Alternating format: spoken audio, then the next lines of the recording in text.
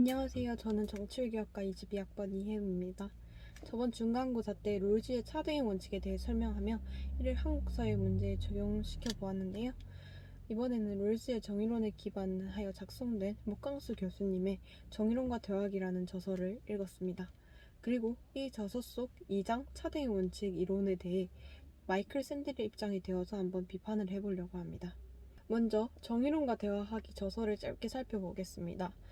정의론과 대화하기는 정의론이 한국 사회에 던지는 8가지 질문에 대해 풀어나가고 있습니다. 그리고 이 저서는 롤스의 정의론이 안과 밖을 두루 살피며 이론과 현실 사이의 대화를 이어주는 가교 역할을 하고자 합니다.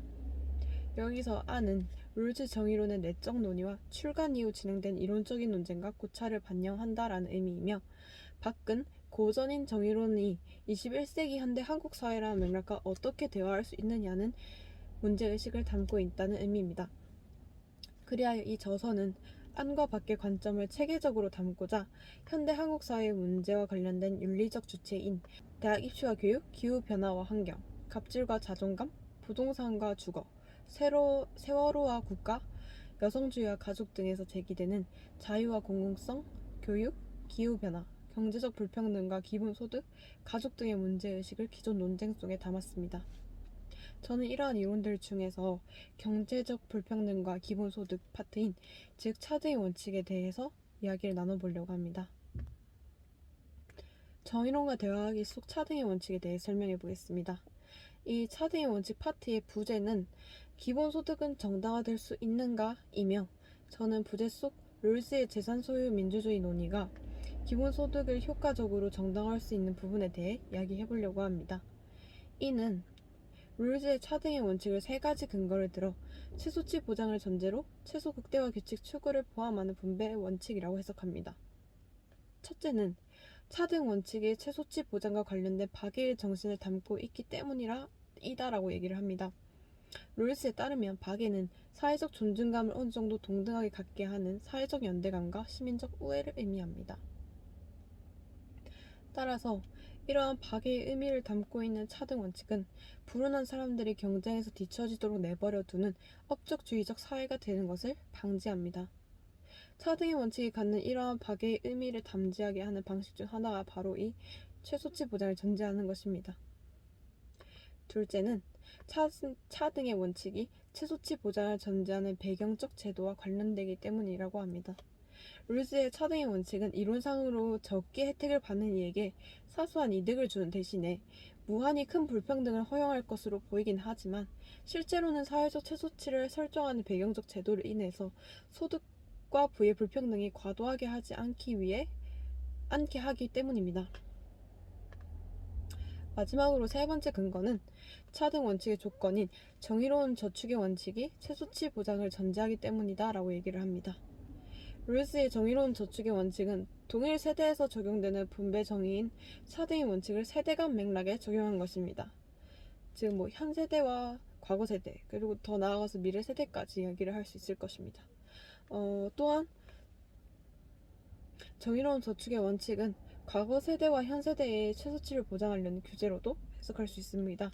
이러한 근거로 인해 롤스의 재산 소유 민주주의가 기본 소득을 정당화하는 데 효과적인 논의임을 알 수 있습니다. 그렇다면 마이클 샌델은 기본 소득에 대해서 어떻게 바라보았을까요? 마이클 샌델이 기본 소득에 대해서 어떻게 바라보았는지를 얘기하기에 앞서서 마이클 샌델이 롤스에 대해서 어떠한 비판을 제시하고 있는지를 짧게 또 얘기를 해보도록 하겠습니다. 마이클 샌델은 존 롤스의 논리에 대해 현실의 구체적인 인간의 특징을 전혀 모른다고 가정을 하고 있기에 롤스의 주장은 추상적이고 허구적이다라고 생각합니다. 현실의 인간은 비교적 다양한 연구, 문맥, 상황에 있는 자아이기 때문에 더욱이 이러한 이유에서 롤스를 비판하고 있습니다.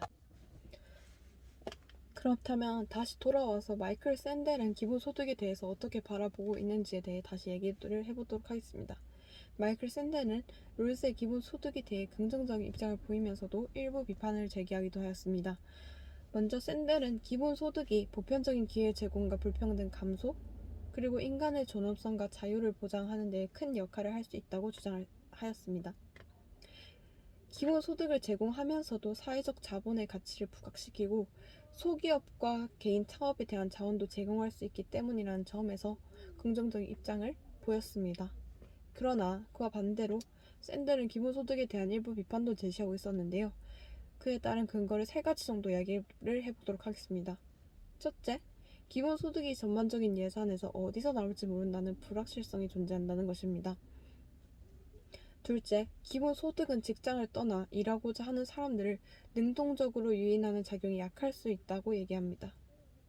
셋째, 마지막으로 샌델은 기본소득이 사회적 목표를 세울 때 개인적인 기여와 역할감이라는 차원에서 부족하다는 것입니다. 그리고 이해를 돕기 위해서 마이클 샌델의 인터뷰를 제가 조금 가져왔는데요. 그 이야기를 조금 덧붙여서 해보도록 하겠습니다. 마이클 샌델이 기본소득에 대해서 긍정적이기도 하고 비판을 제시하는 이러한 양면적인 관점을 지닌 이유에는 실리콘밸리 기업가들이 인공지능과 같은 기술을 정당화하기 위해 이를 주장하고 있기 때문이라고 얘기를 했습니다. 이들은 기술들이 노동을 무력화할 수 있다고 믿고 있다고 합니다. 그들은 로봇을 개발해 노동이 쓸모없도록 만들고자 하는 유토피아적 시나리오에 염두를 두고 있다고 하는데요. 그렇기에 정부에서는 실업자들을 위해 보편적 기본소득을 제공한다고는 하지만 마이클 샌델의 경우에서는 노동의 무력화를 위해 보편적 기본소득을 이용하는 실리콘밸리의 시나리오에 반대한다는 의견을 전했습니다. 샌델은 모두가 노동으로 사회에 기여하고 인정과 존중을 받을 수 있다고 생각하며 오히려 노동의 존엄성이 더 중요하다고 언급하였습니다. 그러나 기본소득이 노동을 대체한다기보다 보충하기 위해 만약에 이것이 사용이 된다면 앞서 언급한 소득 안정성과 불평등 완화와 같은 장점을 가질 것이라고 얘기를 하기 때문에 희망적인 멘트로 마무리도 하였습니다. 따라서 샌델은 기본소득이 사회적으로 매우 중요한 목표를 달성하는 데 큰 역할을 할 수 있으며 이에 따라 제한적인 형태로도 도입이 될 수 있으나 일부 규제 및 개선이 필요하다고 주장을 하는 바였습니다. 본 발표를 통해 기본소득에 대해 비교적 우호적인 입장을 취하는 롤스와 달리 긍정적인 반응과 더불어 비판까지 겸하는 양면적인 관점에서 이야기하는 마이클 샌델에 대해 알아보았습니다.